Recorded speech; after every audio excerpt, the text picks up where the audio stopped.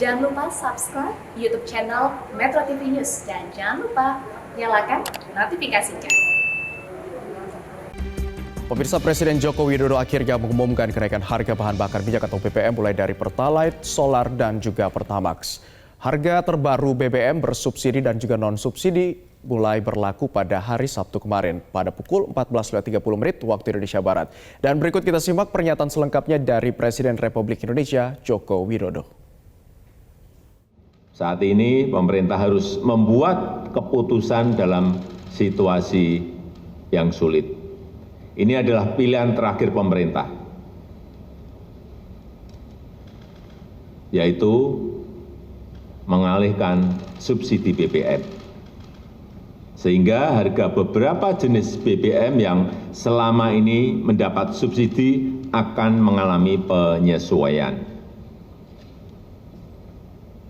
Dan sebagian subsidi BBM akan dialihkan untuk bantuan yang lebih tepat sasaran.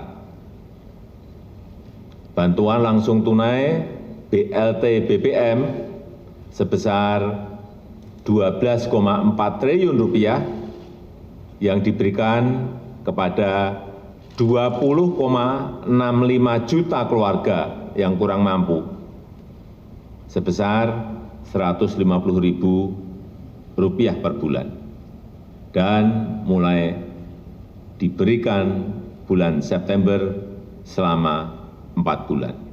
Ya, pemirsa, itulah tadi pernyataan dari Presiden Joko Widodo bahwa memang itu adalah keputusan terakhir dan juga sangat sulit dan pemerintah akan mengalihkan subsidi tersebut untuk masyarakat yang membutuhkan agar tepat sasaran. Karena pemerintah menemukan ada sebanyak 70% lebih bahwa subsidi ini justru dinikmati oleh orang yang mampu. Lantas pertanyaan berikutnya, apa sih sebenarnya yang menyebabkan harga BBM ini naik? Kalau secara detail kita akan lihat di infografis berikut ini. Ada beberapa alasan memang sebenarnya yang menjadi pertimbangan pemerintah pada saat menaikkan harga bahan bakar minyak di tanah air. Yang pertama, ini terkait dengan ketidakstabilan geopolitik secara global yang memang membuat selisih harga jual BBM bersubsidi dengan harga dunia ini semakin membesar. Kemudian ini juga terkait dengan harga, kemudian kurs mata uang rupiah dan juga konsumsi yang tinggi.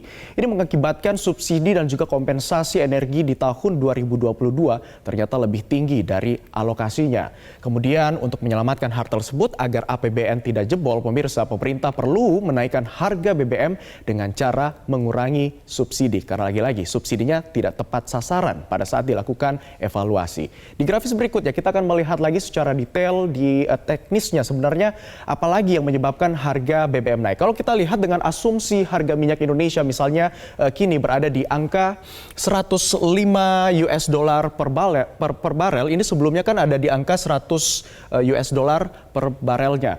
Nah, ini kalau kita lihat dipatok di APBN-nya kan 100 US dollar per barel. Sehingga pengurangan subsidi energi terutama BBM ini nampaknya tidak bisa dihindari lagi karena memang asumsi-asumsi dalam APBN ini juga sudah jauh berubah. Kemudian kita lihat juga ada gejolak dari kurs atau nilai tukar rupiah kita yang sebelumnya berada di angka 14.450 pada tanggal 29 Agustus 2022 ini melemah menjadi 14.898 rupiah per US dolarnya. Kemudian ini juga terkait dengan adanya faktor meningkatnya mobilitas masyarakat akibat pemulihan ekonomi juga telah mendorong peningkatan volume konsumsi BBM yang melampaui kuota. Kalau kita lihat datanya, untuk konsumsi Pertalite sendiri sebelumnya berada di angka 23,05 juta kiloliter, ini menjadi 29,07 juta kiloliter.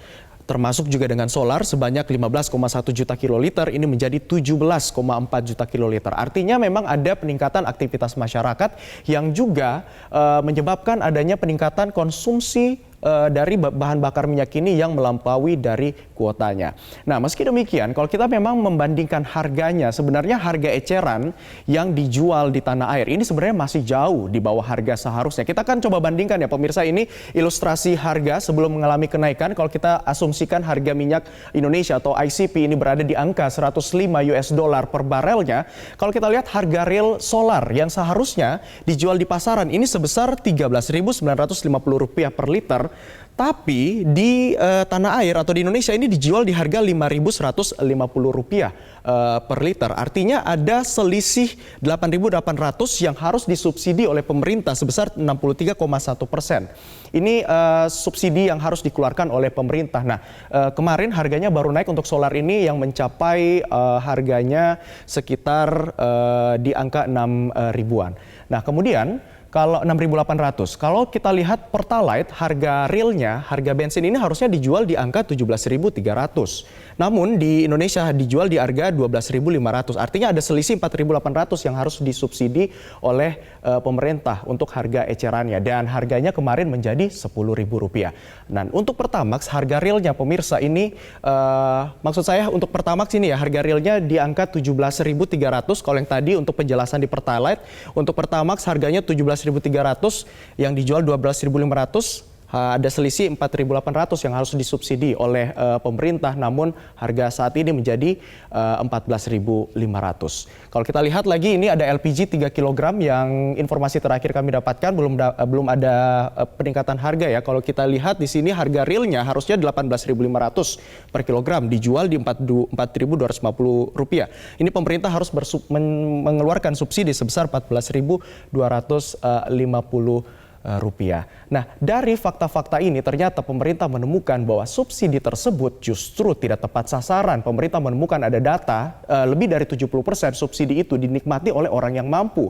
Padahal subsidi itu harusnya untuk orang yang kurang mampu. Kita lihat pernyataan dari Sri Mulyani Indrawati, Menteri Keuangan, yang menyatakan bahwa dari sisi anggaran, uang yang ratusan triliun dan banyak menikmati adalah kelompok menengah atas. Yang paling miskin justru mendapatkan sangat kecil. Nah, kita akan lihat faktanya di mana energi ini dinikmati hanya dari orang yang mampu. Kita akan lihat datanya di grafis berikutnya, pemirsa. Nah, inilah dia fakta subsidi energi yang ternyata dinikmati orang mampu. Kalau kita lihat konsumsi Pertalite sendiri untuk di dunia usaha itu dikonsumsi sebesar 14%, sedangkan untuk rumah tangga 86%. Nah, kalau kita lihat datanya untuk penggunaan subsidi Pertalite ini ternyata orang yang mampu cukup besar, angkanya 80% dikonsumsi oleh orang mampu, sedangkan untuk orang miskin 20%, hanya 20%. Jadi ini tidak tepat sasaran. Kemudian di fakta selanjutnya kita akan melihat seperti apa untuk bahan bakar minyak selanjutnya. Kalau ini untuk Pertalite, kita akan lihat lagi di grafis selanjutnya, yang ternyata datanya juga tidak tepat sasaran. Untuk solar sendiri, biaya konsumsinya adalah sebesar 89% untuk dunia usaha, sedangkan untuk rumah tangga sebesar 11%. Namun, pada saat untuk penggunaan subsidi solar, lagi-lagi 95% rumah tangga mampu yang menggunakan dengan rentan 42 hingga 73% adalah mereka yang memiliki mobil. Sedangkan hanya 5% ini dinikmati oleh warga ataupun masyarakat miskin yang terdiri dari petani dan juga nelayan. Kita masih akan lihat lagi untuk di grafis selanjutnya, ini terkait dengan LPG 3 kg. Kalau faktanya kita dapatkan data 68% rumah tangga mampu justru yang menggunakan LPG subsidi, kemudian 32% adalah rumah tangga miskin. Masih lebih lagi yang besar menggunakan adalah masyarakat yang mampu. Nah, kalau kita mengalihkan subsidi yang jika tidak dikurangi, APBN sampai akhir 2022 ini akan semakin terbebani. Padahal dana subsidi ini pemirsa bisa digunakan untuk sektor-sektor lain seperti sektor pendidikan, kesehatan, dan juga infrastruktur.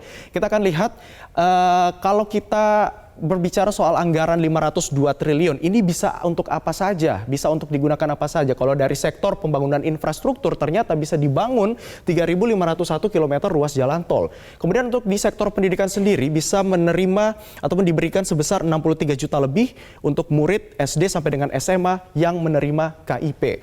Kemudian bisa dibangunkan rumah sakit sebanyak 3.333 unit dengan total biaya mencapai 150 miliar, dan juga untuk di sektor kesehatan bisa dibangunkan 41.666 unit puskesmas. Selain itu juga bisa dibangunkan 227.886 unit sekolah dengan biaya 2,19 miliar yang bisa dibangun dengan dana tersebut. Dan pemirsa, itulah tadi pemaparan terkait dengan BBM. Mengapa BBM harus naik? Karena ini juga merupakan salah satu pertimbangan dari pemerintah agar tidak membebani APBN dan lagi-lagi agar tidak salah sasaran, karena memang subsidi energi ini harusnya diterima oleh masyarakat miskin. Namun faktanya di lapangan subsidi ini masih digunakan oleh masyarakat yang mampu. Pemirsa, demikian pemaparan dalam segmen Fact Check kali ini.